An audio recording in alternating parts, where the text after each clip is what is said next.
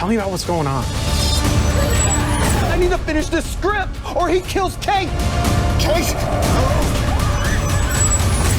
Subscribe now or face my fury.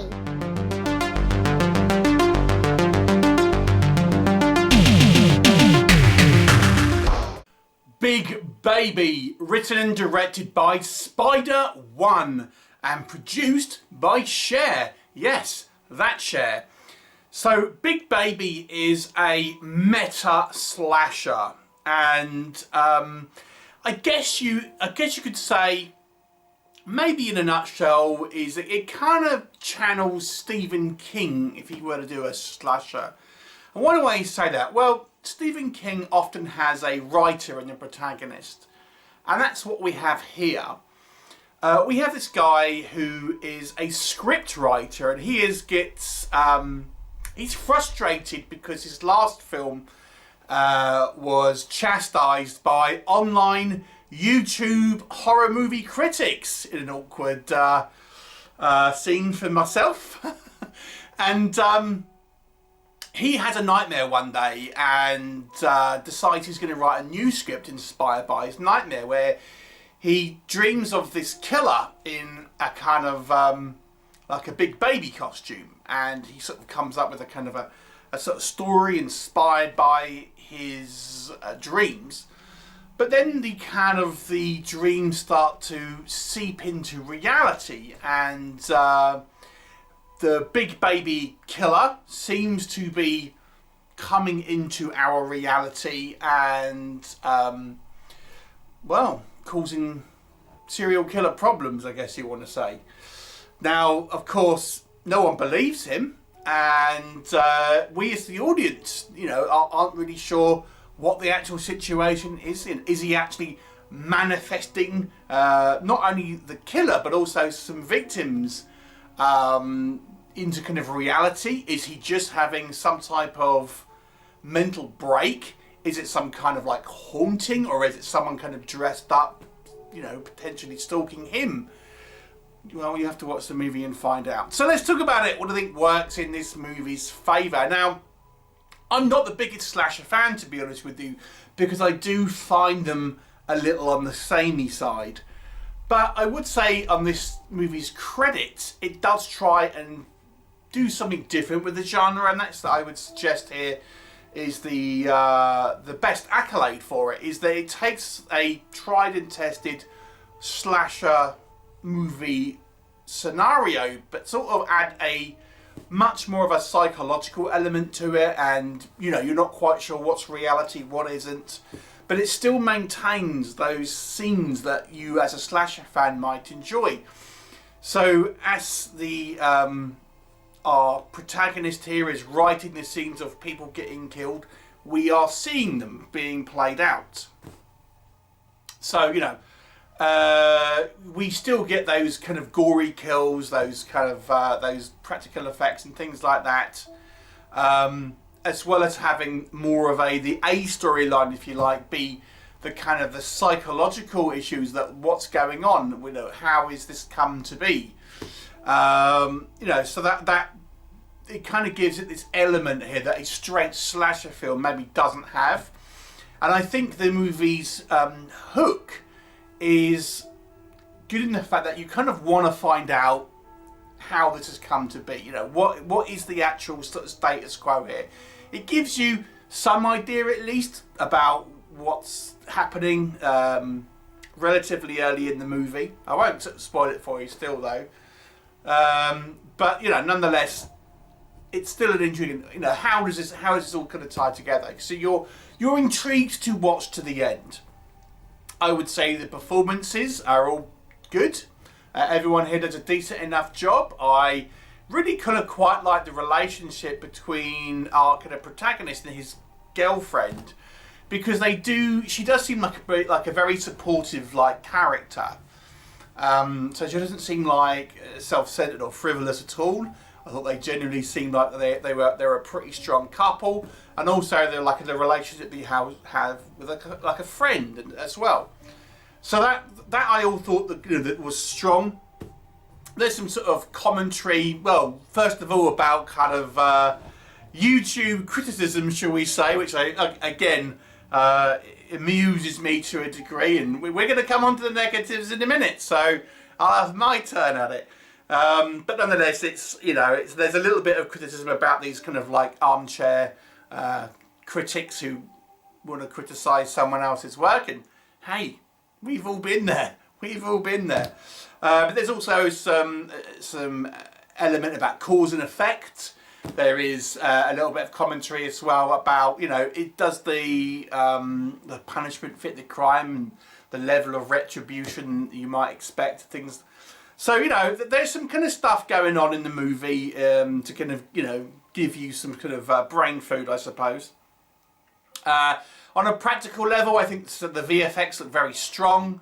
We see there's I suppose one of the very final kills is sort of quite graphic and, you know, pretty well done, I've got to say. But there's also some there's one kill in particular which is sort of more played for laughs to a degree.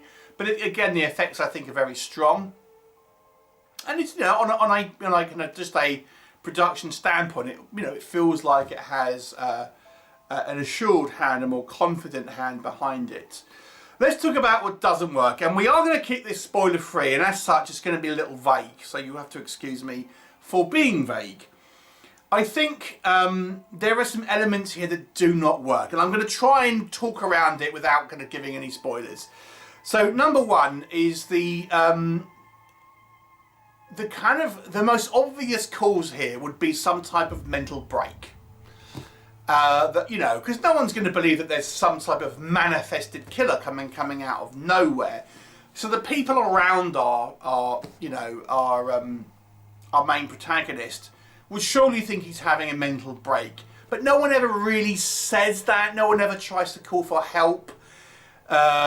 Even our main guy, our protagonist, again, it never really occurs to him that that's a possibility for him.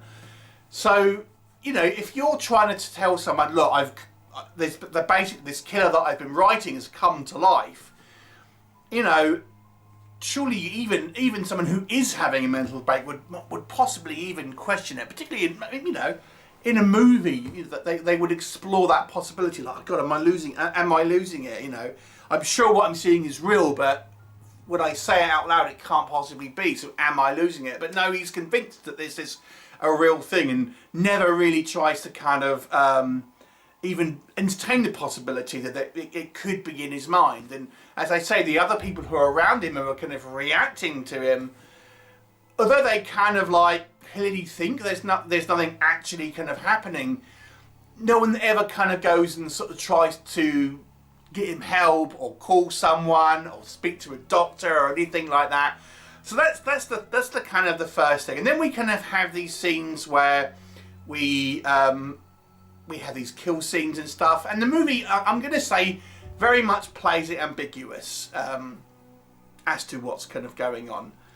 But the movie never really confirms one way. I think it sort of hints towards it, but it also hints towards another possibility. So you might find it a little unsatisfying. I also have to say that the film within a film, so we see the scenes of, what is set up here is this big baby killer. It's a little bit like a kind of Jason Voorhees style slasher. He was bullied when he was a kid, and sort of, you know, he was sort of drowned, which gave him kind of brain damage, and now he's kind of grown up and wants to take revenge on the people that wronged him. That's your kind of set up for the film within a film, if you like. And then we have these sequences where he's sort of taking revenge on the people that we assume have wronged him.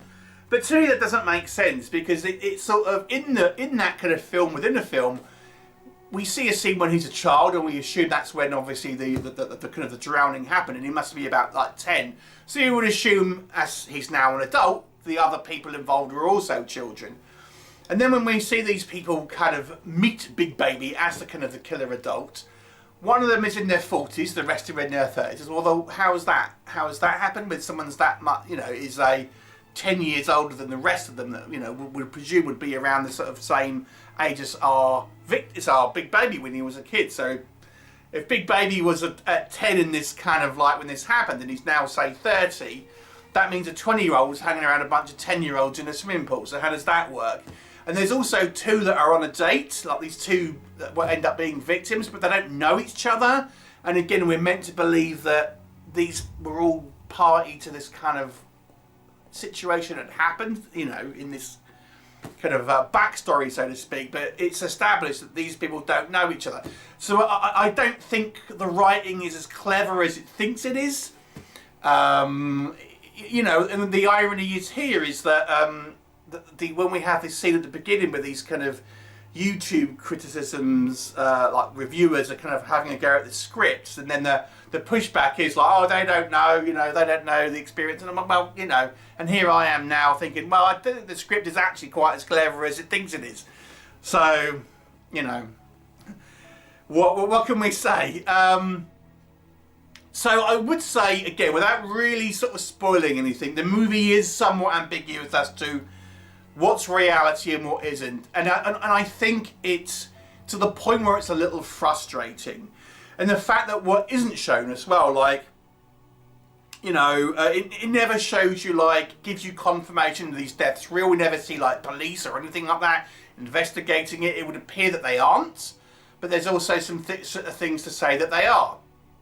And the movie's refusal to kind of really kind of sit either one side of the fence or the other, I think might be a little sort of frustrating in the fact that it's trying to be so deliberately kind of vague. So, you know, I think I have to be honest with you, despite the, I think the positives I had, I do think the script is the weakest point here, because I just don't think it's as clever as it thinks it is. Although I would say, you know, like I say, that this is at least different enough to the kind of the plethora of slasher movies that we've seen out there to kind of make it worth a watch. I don't think it fully succeeds, to be honest with you. So, you know, it's still, if you like slasher films, but you want a little bit different, then I would say give it a watch. I would still put this as an above average film, because it very much has everything that you want from a slasher film. It kind of gives you an extra sort of psychological element, but I don't think that element to me didn't quite fully work. And the last thing I would say as well is if we are to believe the scenes of the, you know, the big baby character killing these victims, we spend, you know, a reasonable amount of time going through them, but as the film presents it to us, it's like, well, these are just like imagined scenes that our protagonist is writing. And as such, they don't really carry any weight because they are imagined, so to speak, and not taking place in the real world. Or are they? Again, the movie never really clarifies. And as such, but you know, as it's presented to us, it's just part of this script, and as such, they don't matter in a way. And there's an element here with another character, again, who is kind of potentially a fictitious character. Not quite fully explored as I would have liked it. Anyway, so look, it's a 6 out of 10. It's worth a watch. I don't think it's as clever as it thinks it is, but still worth your time if you're a slasher fan. If you've seen it, let me know what your thoughts are, and I'll look forward to you next time.